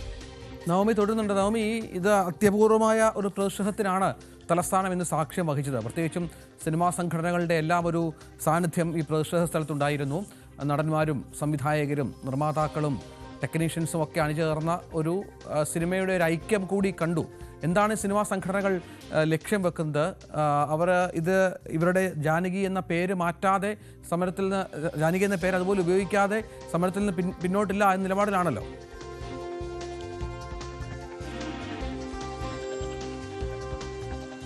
കോടതിയും ഇന്ന് ഇതേ ചോദ്യമാണ് ചോദിക്കുന്നത്. എന്ത് പേരിടണം, അല്ലെങ്കിൽ എന്തായിരിക്കണം സിനിമയുടെ ഇതിവൃത്തം? ഇതിലൊന്നും ഇടപെടാൻ സെൻസർ ബോർഡിന് അധികാരമില്ല. ഇതെല്ലാം കലാകാരന്മാരുടെ സ്വാതന്ത്ര്യമാണെന്ന്. ഇത് തന്നെയാണ് ഈ സിനിമാ സംഘടനകളും ഉന്നയിക്കുന്നത്. ഒരു സിനിമ ഏത് വിധത്തിലാകണം അല്ലെങ്കിൽ എന്ത് കണ്ടന്റ് ആകണം അതിലുള്ളതെന്നൊക്കെ തീരുമാനിക്കേണ്ടത് അത് കലാകാരന്മാരുടെ സ്വാതന്ത്ര്യമാണ്. അതിൽ അനാവശ്യമായി കടന്നു കയറാനുള്ള അനുമതി അത് സെൻസർ ബോർഡിന് നൽകിയിട്ടില്ല. അല്ലെങ്കിൽ എന്തൊക്കെ വരാൻ പാടുണ്ട്, എന്തൊക്കെ വരാൻ പാടില്ല എന്നത് കൃത്യമായിട്ടുള്ള ഒരു മാർഗരേഖ സെൻസർ ബോർഡ് നൽകണം. എങ്കിൽ മാത്രമേ ആ രീതിയിലേക്ക് സിനിമയുമായി മുന്നോട്ട് പോകാനോ അല്ലെങ്കിൽ അത്തരത്തിൽ സിനിമ ചിത്രീകരിക്കാനോ ഒക്കെ കഴിയുകയുള്ളൂ. അല്ലാണ്ട് സിനിമ ഇറങ്ങി അല്ലെങ്കിൽ ഇപ്പോൾ സിനിമ തിയേറ്ററിൽ എത്തുന്നതിന് മണിക്കൂറുകൾ മുമ്പോ ദിവസങ്ങൾ മുൻപോ ഈ സിനിമ ഇറങ്ങാൻ പാടില്ല, ഇതിന്റെ കഥാപാത്രത്തിന്റെ പേര് മാറ്റണം അല്ലെങ്കിൽ ഇതിന്റെ ഇതിവൃത്തം മാറ്റണം എന്ന തരത്തിലുള്ള നിർദ്ദേശം നൽകിയാൽ അത് വലിയ സാമ്പത്തിക ബുദ്ധിമുട്ടാകും. അതിനപ്പുറത്തേക്ക് ഇതൊരു സ്വാതന്ത്ര്യത്തിലേക്കുള്ള കടന്നുകയറ്റമായി മാത്രമേ ഇതിനെ കാണാൻ കഴിയൂമെന്ന് തന്നെയാണ് സിനിമാ സംഘടനകൾ പറയുന്നത്. അതിന്റെ അടിസ്ഥാനത്തിൽ തന്നെയാണ് ഇതിന്റെ ഒരു പ്രതിഷേധ സൂചകമായി ഇന്ന് തിരുവനന്തപുരത്ത് വലിയ ഒരു ജനാവലി തന്നെ നമ്മൾ കണ്ടു. സിനിമാ പ്രവർത്തകരുടെ ഒരു സമരം, അവിടെ പ്രൊഡ്യൂസേഴ്സ് അസോസിയേഷൻ, അമ്മ അടക്കമുള്ള സംഘടനകളുടെ പ്രധാനപ്പെട്ട ആളുകൾ, ഫെഫ്ക ഉൾപ്പെടെയുള്ള സംഘടനകളുടെ ആളുകൾ അവിടെ ഉണ്ടായിരുന്നു. വലിയ പ്രതിഷേധമാണ് അവർ ഈ വിഷയവുമായി മുന്നോട്ട് വെക്കുന്നത്. ഇതാദ്യമായിട്ടല്ല ഒരു സിനിമയ്ക്ക് ഇത്തരത്തിൽ വെട്ടുവരുന്നത്. എമ്പുരാൻ ചിത്രം ഇറങ്ങുമ്പോഴും സമാനമായ രീതിയിൽ വലിയ പ്രതിഷേധങ്ങൾ ഉണ്ടായിരുന്നു. തിയേറ്ററിൽ ഇറങ്ങിയ സിനിമ പിന്നീട് ചില ഭാഗങ്ങൾ വെട്ടിയതിനു ശേഷം വീണ്ടും പ്രദർശിപ്പിക്കേണ്ട സാഹചര്യം ഉണ്ടാകുന്നു. ഇതിനു മുൻപും ഈ എം പത്മകുമാർ എന്ന് പറയുന്ന ഒരു സംവിധായകനും ജാനകി എന്ന പേര് മാറ്റി ഇറക്കേണ്ട ഒരു സാഹചര്യം ഉണ്ടായി. അങ്ങനെ സിനിമ അണിയറ പ്രവർത്തകരെ സംബന്ധിച്ച് വലിയ ബുദ്ധിമുട്ടിലേക്കാണ് സെൻസർ ബോർഡിന്റെ തീരുമാനം കൊണ്ടുപോകുന്നത്. ഈ ഒരു ജാനകി എന്ന പേര് മാറ്റില്ല എന്ന ഉറച്ച തീരുമാനത്തിൽ തന്നെയാണ് നിർമ്മാതാക്കൾക്ക് പൂർണ്ണ പിന്തുണയുമായി സിനിമയുടെ സംഘടനയിലെ എല്ലാ അംഗങ്ങളും ഒന്നിച്ചു തന്നെ നിൽക്കുന്നുണ്ട്. അത് തന്നെയാണ് ജാനകി എന്ന പേര് മാറ്റില്ല എന്ന അണിയറ പ്രവർത്തകരുടെ ഉറച്ച തീരുമാനത്തിന് പിന്തുണയുമായി നിൽക്കുന്നതും ഈ സിനിമാ സംഘടനകൾ തന്നെയാണ്. ഈ പേര് മാറ്റിയാൽ അത് വലിയ കടുത്ത പ്രതിഷേധവുമായി മുന്നോട്ട് പോകാൻ തന്നെയാണ് ഇവരുടെ തീരുമാനം.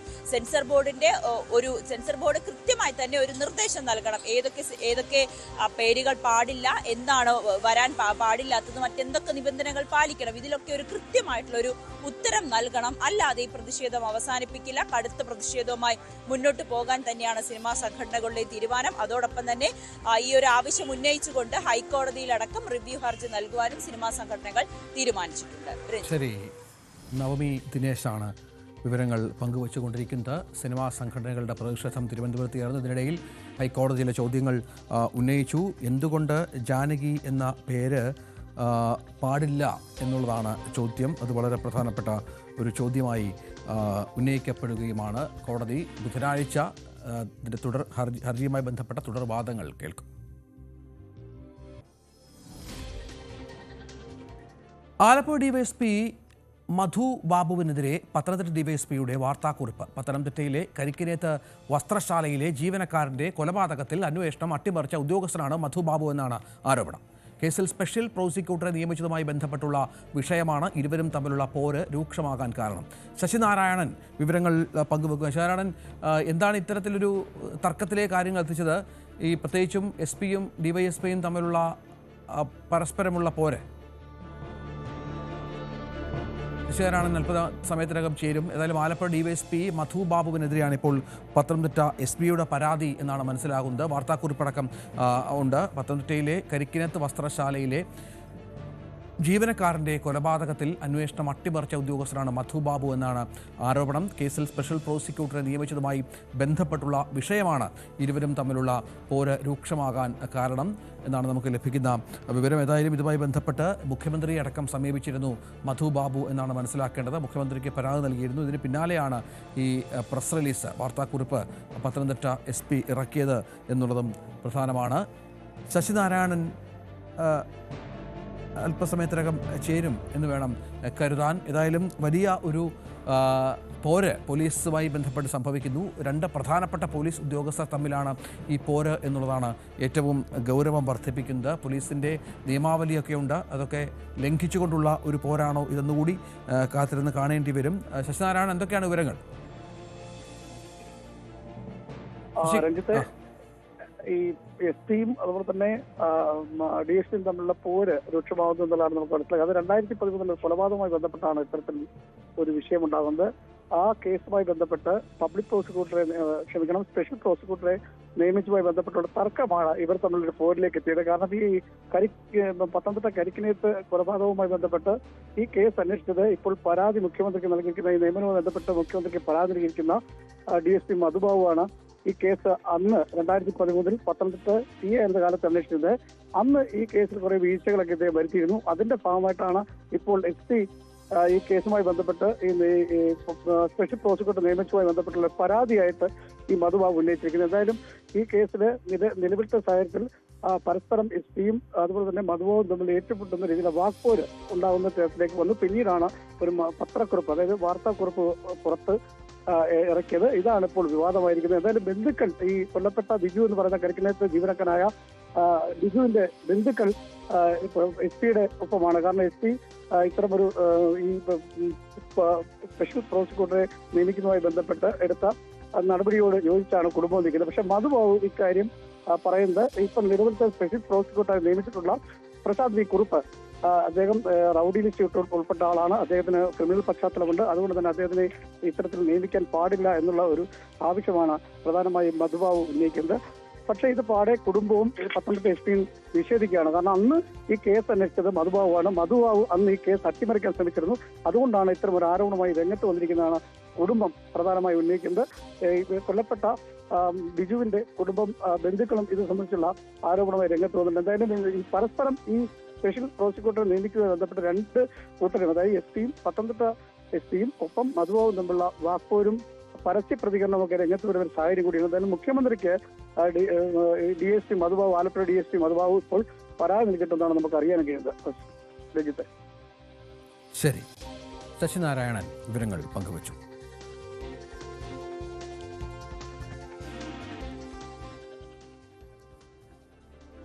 തിരുവനന്തപുരം മെഡിക്കൽ കോളേജ് ആശുപത്രിയിൽ ഉപകരണങ്ങളുടെ ലഭ്യതക്കുറവിനെ തുടർന്ന് ശസ്ത്രക്രിയ മുടങ്ങുന്നുവെന്ന ആരോപണത്തിൽ അന്വേഷണവുമായി ആരോഗ്യവകുപ്പ്. ഡോക്ടർ ഹാരിസ് ചിറക്കലിന്റെ ആരോപണങ്ങളിൽ അന്വേഷണം നടത്തുന്ന 4-അംഗ സമിതി ഉടൻ ആരോഗ്യമന്ത്രി വീണ ജോർജിന് റിപ്പോർട്ട് നൽകും. ഇതിനിടെ ഡോക്ടർ ഹാരിസിന് ഐക്യദാർഢ്യം പ്രഖ്യാപിച്ച് കോൺഗ്രസ് ജില്ലാ കമ്മിറ്റിയുടെ നേതൃത്വത്തിൽ മെഡിക്കൽ കോളേജ് ആശുപത്രിയിലേക്ക് മാർച്ചും നടത്തി.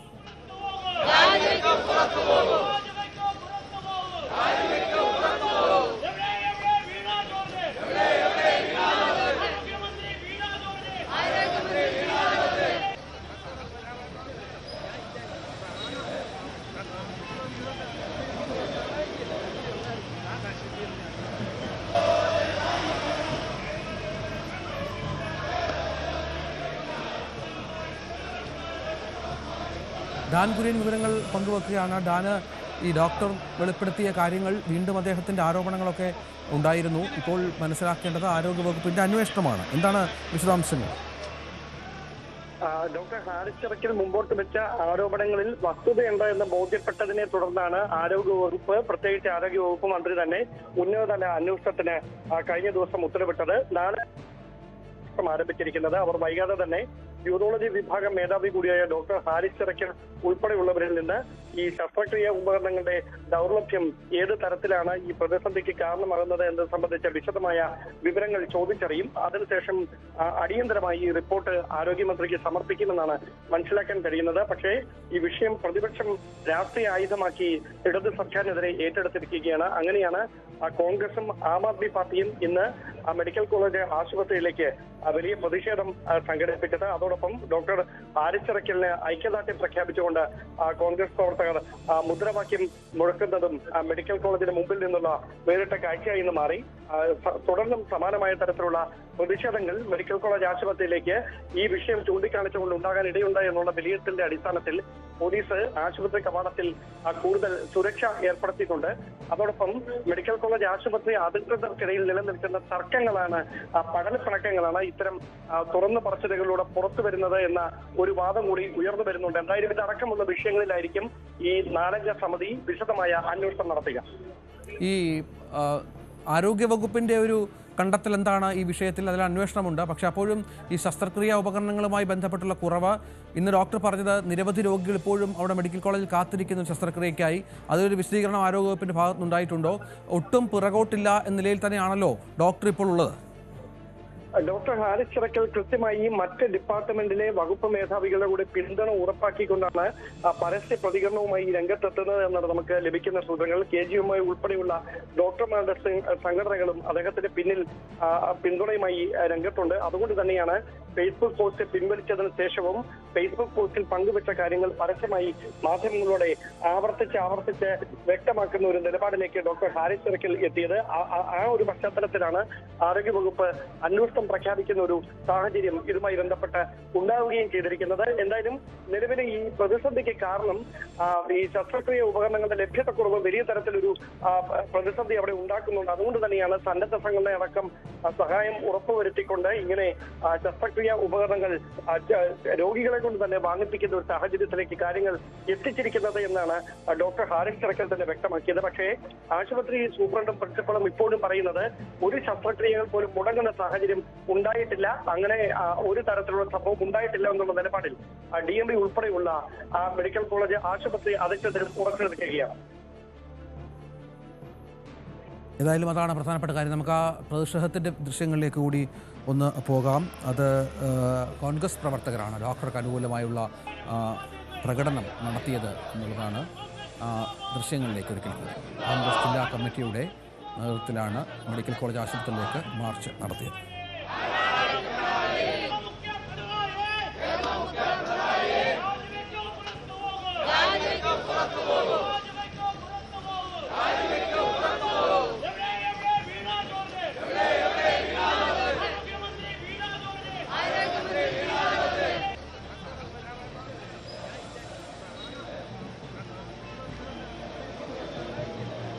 ഏതായാലും ഹാരിസ് നേരത്തെ പറഞ്ഞതുപോലെ ഒരു തരത്തിലും പുറകോട്ടില്ല, ഡോക്ടർ ഒരു തരത്തിലും പുറകോട്ടില്ല എന്ന നിലയിൽ തന്നെയാണ് ഇപ്പോൾ കാര്യങ്ങൾ പ്രഖ്യാപിക്കുന്നത്. ഡോക്ടർക്ക് കൂടുതൽ പിന്തുണ ഇപ്പോൾ ലഭിക്കുന്നുണ്ട് എന്നുള്ളത് ഇപ്പോൾ നമുക്ക് മനസ്സിലാകുന്നുണ്ട്. രാഷ്ട്രീയ വിഷയമായി കൂടി ഇത് കോൺഗ്രസ് ഉപയോഗപ്പെടുത്താൻ ശ്രമിക്കുന്നു എന്നുള്ളതാണ്. ഡാൻ കുയിനാണ് വിവരങ്ങൾ പങ്കുവച്ചത്. സ്പോട്ട് ലൈവ് പൂർണ്ണമാവുകയാണ്. നമസ്കാരം.